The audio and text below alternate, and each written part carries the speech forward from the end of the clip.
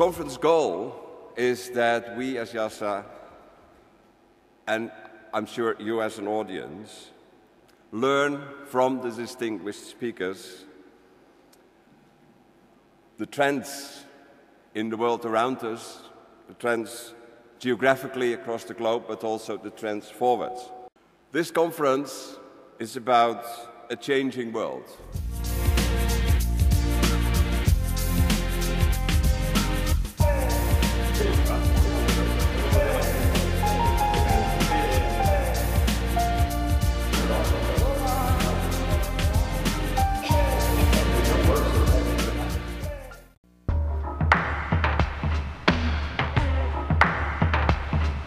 The 20th century was definitely the century of population growth. We saw population explosion from levels of 1.6 billion in 1900 to 6.1 billion by 2000.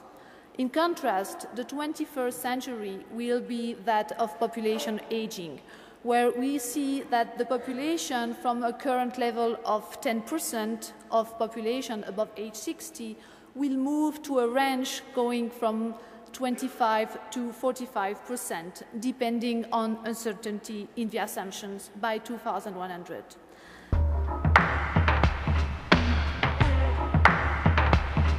The first step that we need is the creation of a pricing mechanism that will lead to carbon having a price.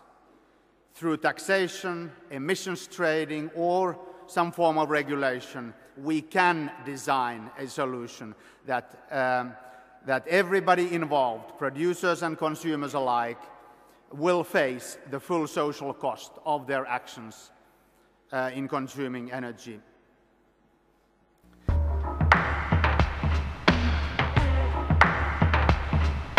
Poverty is not decreasing. The number of people in the world without sound sanitary facilities, with a possibility to go to a toilet, the number of people who know exactly where they go to a toilet, is at the moment 2.4 billion people who do not have it, and that figure is not lower than it used to be. It's even higher.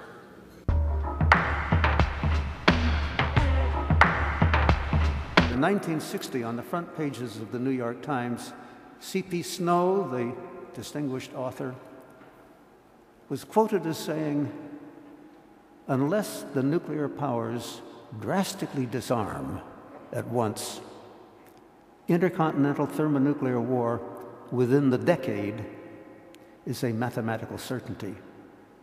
The fact that during 60 years we were unable to avoid the use of nuclear weapons is enormous achievement.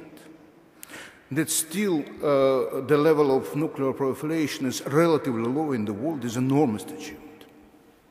The key point, if we are speaking seriously about this matter, in all of the cases connected with the nuclear planning, is the flying time.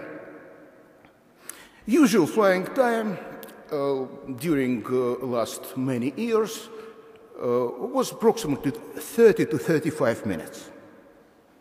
That means that in a case of a technical mistake, and technical mistakes even in these fields happens, as we know, you have a time to report to your president, for the president to call the chief of the general staff, the president of Russia to call the president of United States to somehow decide that it is a mistake. When we put nuclear weapons on Cuba with that technologies, one of the most dangerous things were that we cut down the flying time to the Washington key decision-making centers to 8 minutes from 35 minutes.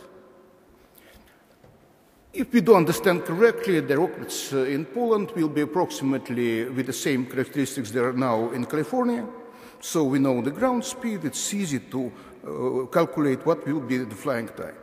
Flying time will be, with this kind of the rockets, 4 minutes, and with the new kind of rockets which are now elaborated, 2 minutes.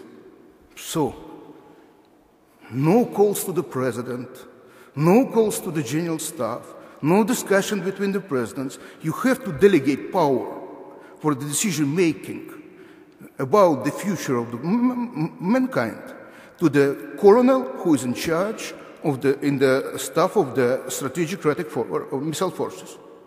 And maybe he can make a mistake. Maybe he could, for instance, be drunk. And you are allowing him to destroy the world.